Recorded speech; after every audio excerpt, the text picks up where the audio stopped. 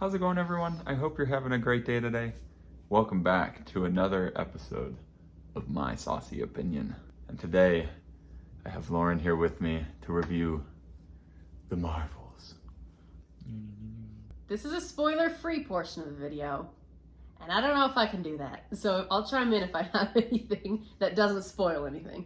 But I say I didn't really have any expectations going into this movie. I kind of just thought it was gonna be just okay, you know. I kind of expected it to be bad, but it wasn't bad, so that's good.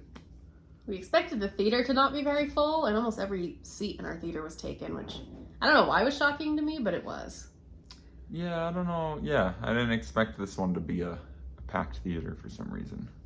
Did seem like there was a good bit of kids in the theater though, so it's probably shining out to some kids, you know. A good family movie, you know, kind of like Blue Beetle. Like you could take your kid to it and feel comfortable about it, you know? I know there's a ton of hate around, not a ton of hate, but there's some hate around Captain Marvel as a character. And she was pretty likable in this movie, I thought. I feel like they gave her a little bit more depth, you know? Because I think in Endgame and the other times you've seen her, you're kind of like, do I care about this person? There's no depth to the character. Why do I care about this person coming in? Where now you can kind of like attach some, you know, like you attach some sad things and some sad backstory stuff, and like it fills in some character plot holes, which is kind of nice.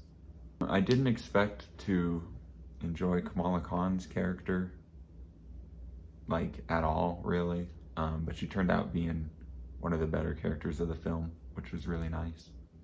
We didn't have a whole lot of background, but throughout the movie, at least I did, grew to like her, even in just the movie. Well, I think the stereotype is you see a teen character and you're like, oh boy, another annoying teen in a movie, you know? They had some good synergy going between the three of them with their kind of comedy, and their powers played pretty well off of each other, I thought. Yeah, I feel like the best part about the movie was the comedy. There were a couple times I couldn't stop laughing personally. I kept looking over at Ben and he was laughing too, but I just kept going and going, and I was like, am I finding this just way funnier for some reason? Yeah, I think unfortunately the only bad part I thought about the film was it really didn't seem like you needed the villain there that much. It more just kind of seemed like a movie to progress the story of the three heroes, you know? And then they just had to have a villain. So, you know, let's pick up this random person and, hey, we can give him that hammer that Thanos gave to Ronan and Guardians, and then it'll be something cool. You know, like it just kind of feels very, let's piece and mash something together to give the comedic story some like pressure or some structure. There were a couple moments where you'd kind of, okay, like I'm not sure why that was needed, like why that was needed or how that works, or like, yeah, sure, you're like, okay, I guess that kind of works. I would say the messiness all plays to hopefully a good overarching ending story going beyond, you know? Does that make sense? Trying to set it up for a good future, I guess. Yeah, like they're trying to, I think, take some of their lesser money makers and make a money maker, you know? Like turn it into a box office kind of film. Smash. And unfortunately, to do that nowadays, you have to tie it to something else or do something else with the movie. So to get to that end point, it just gets a little messy, but then you're a little happy at the end. Like, okay, that was pretty cool. Like, I guess I can't be too upset about that ending, but just the way it all works is a little like, okay. I feel I don't want to say I feel guilty, but I feel guilty giving it a good ranking because I didn't want to like the movie, I don't think. But it was pretty enjoyable, and pretty lighthearted compared to all the like depressing stuff Phase 4 has had, you know? Very dark. Yeah, it's just kind of the opposite tone, so it's kind of like unexpected. And so yeah, we'll plug this one into the sauce meter here as it had some heat. Oh, now we can get into some spoilers. Talking about it. And the post-credit scene. So if you don't want to hear that, get out of here. We don't want you. I do. But we love you, and thank you for watching. Yeah, I think the comedy was really good. I felt like it was riding on it a tad, you know? A couple times Like- it was a little much, I think. Yeah, like if they didn't have all those jokes in there they had a lot of cat jokes. So I feel like that's kind of a spoiler because you don't expect there to be a bunch of cat jokes and you're like, okay, like I like cats. Cats are funny. You're like, I'm laughing. This is good. Oh, there's one point in the movie where they go to I forget what's happening. They're running away from the villain or something. I can't even remember her name. That's how memorable the villain was. I don't even know if she had Started a with name. a D. I don't know what it was. I don't know. I couldn't tell you. The villain's like my hair. A mess.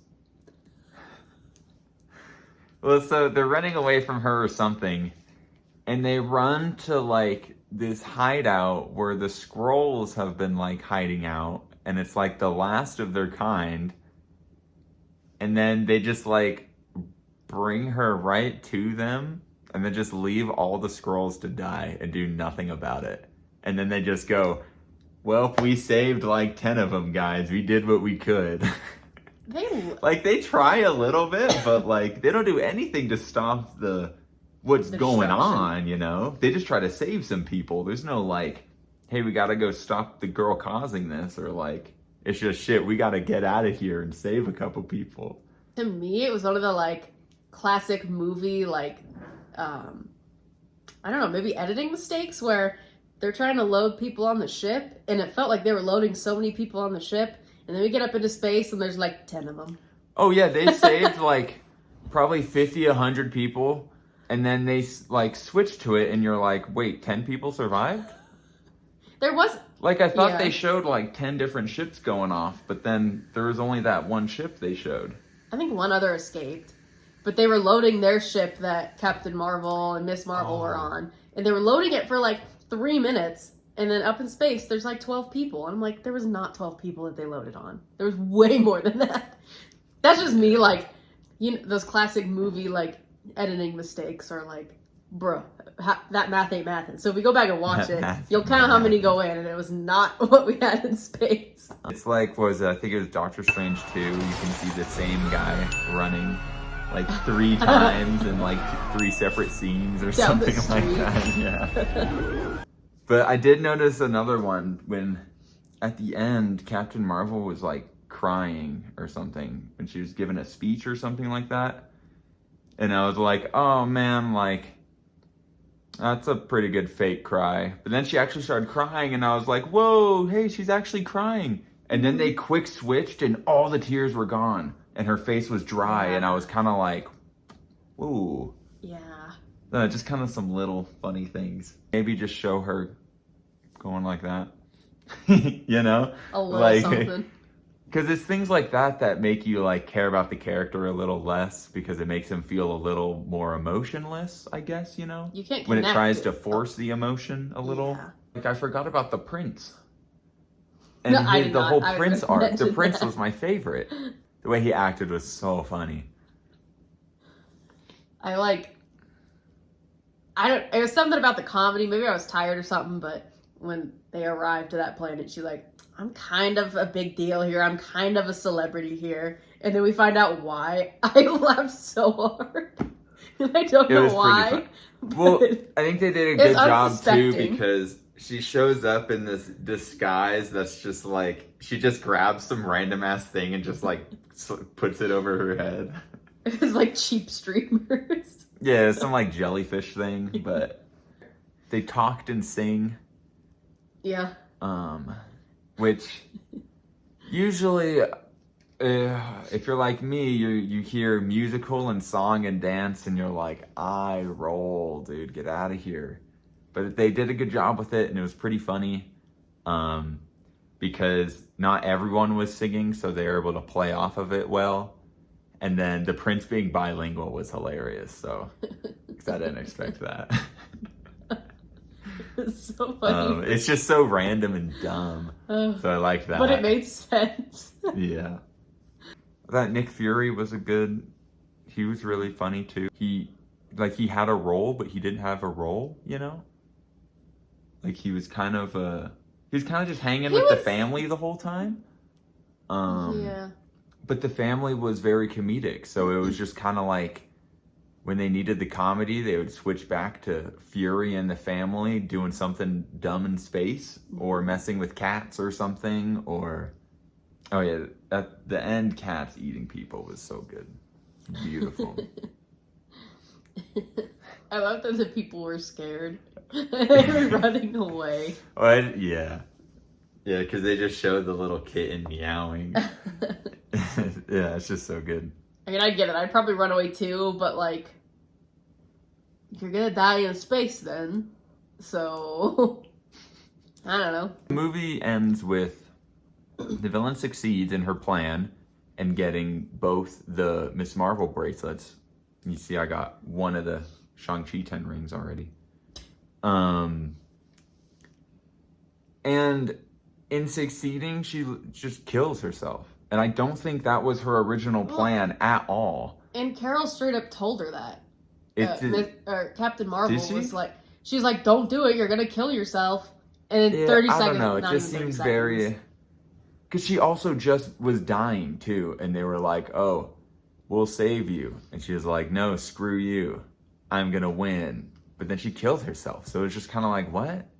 Like, the whole point was she wanted to save her home planet. But then at the end, she just tore a hole in space and time. Like, how does that do anything to help your planet at all?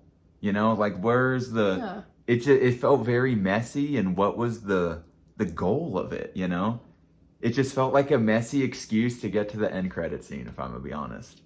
But again, the end credit scene's cool, so, like, you gotta weigh that. Do you accept the messiness for a little bit of coolness, or are you upset, you know? I think it's exciting to see where it's gonna go, but now that you say that out loud to me, that like it's what was her purpose of doing that? Like, I just feel like her whole purpose in the movie was like, why is she there? She had no glorious purpose. There was no glorious purpose, dude. Exactly. Even at the end, she was like, okay, screw this, we'll stop fighting. I'll save your planet for you, you know? Who cares? I'll go save your planet for you. And she goes, no, and kills herself. You know, it's like, but I thought your goal was to save the planet. Yeah. Like, it feels very, like, it's just like she wanted to be like, the motive doesn't oh my gosh, you sense. Saved Hala. Like, yeah, she wanted to be the queen of Hala, but she didn't want to save Hala. Yeah. You know, it seemed very strange. Like, she wanted to annihilate the Annihilator out of ego as opposed to save her own planet. Maybe that's the story bit there. Because maybe she was thinking, oh, if I can do this, maybe I'll blast them too. They'll all die. Oh, at least if I take myself out, I'll take you with me and I'll annihilate you because you're the Annihilator. Yeah, she tried to make her a really bad person. Maybe. Don't listen to me, though. It's just really messy. Like, you just kind of go with it. But, I don't know. Okay, we'll go into the post-credit scene now. I'm complaining too much. So after it explodes, she explodes herself. Monica gets charged up by the two of them, is that right? Yeah. They like, and then she goes through the tear in space and heals it from the other side, implying she'll get trapped on the other side, and then she does get trapped on the other side. Flop post-credit scene, she's in the basement of the mansion for mutants for Charles Xavier. And Beast is there doing some doctor work on here. So you're like, okay, so that's how. And so you're not upset, but you're kind of like, okay, so that's how they're gonna try and tie in the X-Men into the MCU then. But it's just a little sloppy, and then now we don't get anything until Deadpool 3, so it feels like they're gonna try and connect it that way a little bit, and maybe Monica is in Deadpool's world, you know? Yeah, when I saw the mom, originally my thought was, oh, is she in another universe's Illuminati base because she's Captain Marvel in the Illuminati world of the old one. Well, yeah, Beast. For someone who doesn't know, I saw the big X on the door when he goes to leave the room, and I was like, oh, okay. What, X? Also, too, they say, oh, I'll let Charles Xavier know. And you're like, Just say Charles. I'll let Charles know. Just Charles? Okay. But then that also implies that it's not the Illuminati world because Charles died in that world. So in this one, he has to be alive, meaning it's a different one. Mm-hmm. So that's why I think it might be the Deadpool one.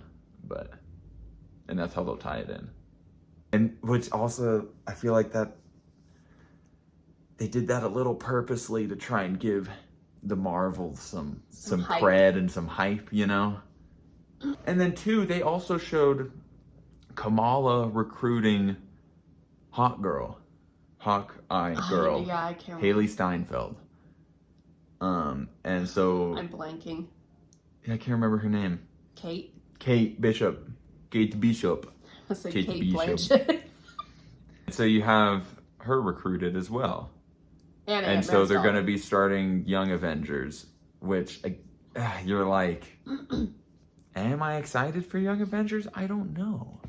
I wasn't excited for this, but it was okay. So like, you know, I don't know. It's a tough way. I'm excited to see where everything goes. Marvel's constantly changing what they are going to do, what they aren't going to do. I'm just excited to kind of see what they do go with, how it all plays out, what avenues they're going to take on branches. I don't know. And branches. Literally. Because it's a tree branch. Yeah, so how does the Loki finale then tie into all of this? You know, is anything going to tie in? Is anything going to change? That's got to go somewhere. It has to affect something. I'm curious to see what happens. Because they got all of phase 4, and I guess we're in phase 5 now. It's only pieces in motion, but there's no final big picture. Yeah. So it'll be really interesting to see. Getting to the next thing. But but there's no light at the end of the tunnel. Yeah. So it'll be interesting to see who's the big bad, you know?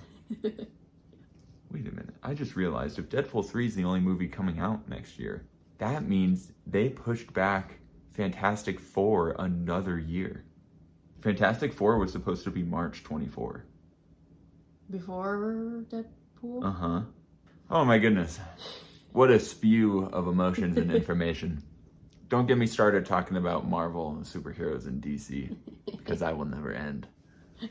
And I sit here and try to understand, and sometimes you might see me go, I don't know. And that's just me saying I'm not on the same page. So I guess maybe I should do more of it, because I like talking about it so much. So I don't know. We'll see. I hope you guys enjoyed watching this heavily sauced movie review. With some extra sauce. Yeah, this wasn't a little bit, this wasn't saucy. This was like you doused the thing, you know? Like you can't pick it up without getting your hands wet. It's so saucy. Messy saucy. You need a napkin after this one, guys. It's a rough one. But I hope you guys enjoyed watching. I hope you have a great rest of your day, and I'll see you all in the next one.